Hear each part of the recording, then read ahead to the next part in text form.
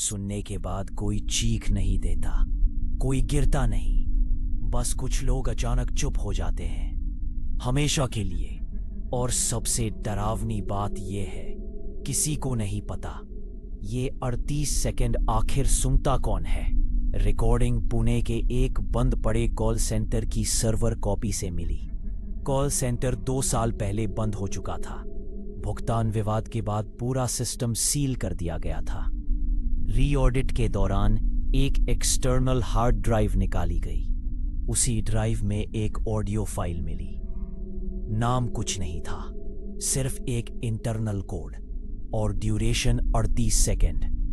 File किसी call, training module या system test से मैच नहीं हुई। सर्वर लॉग्स में भी इसका कोई एंट्री दर्ज नहीं था।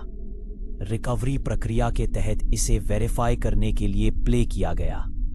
पहला लिसनर था अनिकेत देशमुख, उम्र 29 साल, काम डेटा वेरिफिकेशन और ऑडियो क्लीनअप। उसने हेडफोन लगाए, वॉल्यूम नॉर्मल रखा। पहले कुछ सेकंड सिर्फ लो स्टैटिक, जैसे खाली कमरे में माइक चालू हो।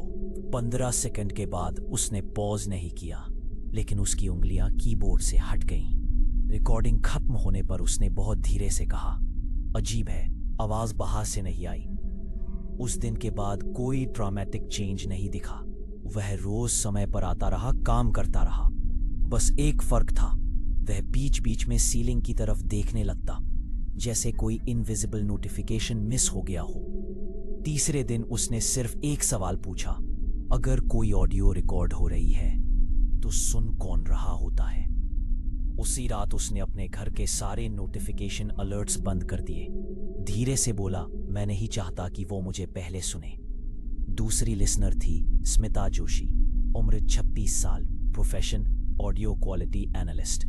उसने स्पीकर्स पर प्लेबैक किया। कमरे में 2 लोग और मौजूद थे। सबको वही स्टैटिक सुनाई दी, कोई शब्द नहीं, कोई आवाज नहीं। स्मिता ने वेव फॉर्म जूम किया, कुछ सेकंड चिप रही, फिर प्लेबैक रोक कर बोली, इसमें पैटर्न है, लेकिन ये साउंड का नहीं है। उस दिन के बाद उसका रूटीन बदल गया। वह अपनी डेस्क पर एक पुराना टेप रिकॉर्डर रखकर बैठने लगी। दिन में कई बार रिकॉर्ड बटन दबाती, लेकिन कुछ बोलती नहीं थी। एक जूनियर ने पूछा, आप रिकॉर्ड क्यों कर रही हैं? स्मिता ने जवाब दिया, ताकि अगर वो फिर बोले तो हमारे पास प्रूफ रहे। अगले हफ्ते उसने ऑफिस आना बंद कर दिया। घर पर मिलने गई टीम को उसने अंदर नहीं आने दिया। दरवाजे के पीछे से बस इतना कहा, अब इसमें साइलेंस भी सेफ नहीं है। तीसरे लिसनर थे assistant inspector Rahul Chauhan. Case को क्लोज करने से पहले उन्होंने फाइल खुद सुनने का निर्णय लिया। हेडफोन मना कर दी। लैपटॉप के बिल्ट इन स्पीकर्स पर प्लेबैक शुरू हुआ। पहले 5 सेकंड नॉर्मल स्टैटिक, 10वें सेकंड पर उनकी सांस रुक सी गई। 20वें सेकंड पर उनकी आंखों का फोकस बदल गया, जैसे सामने कुछ देख रहे हो जो वहां था ही नहीं। रिकॉर्डिंग खत्म होने से पहले उन्होंने सिर्फ एक शब्द बोला, पहले। 38 सेकंड पूरे होते ही ऑडियो अपने आप कट हो गया। पल्स नॉर्मल, कोई सीजर नहीं, कोई इंजरी नहीं, लेकिन राहुल हिलना बंद कर चुके थे। मेडिकल रिपोर्ट में लिखा था, cognitive functions intact, response absent. Recording को फोरेंसिक लैब भेजा गया। टेक्निकल चेक में एक महत्वपूर्ण डिटेल सामने आई।